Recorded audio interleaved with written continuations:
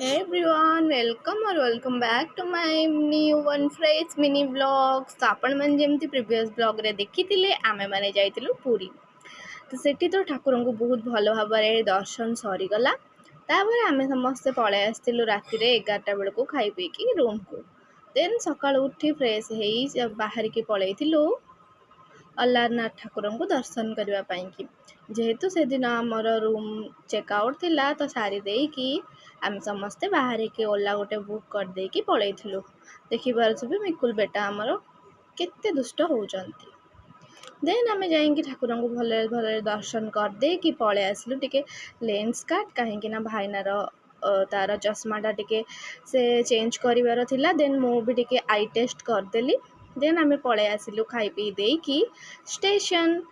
एतिकी थिला मोर पुरीर व्लॉग। वीडियोटी भल लागिथिले निहाती भाबरे मो चैनल को सब्सक्राइब करदेबे। रहुची लव यू ऑल, जय जगन्नाथ।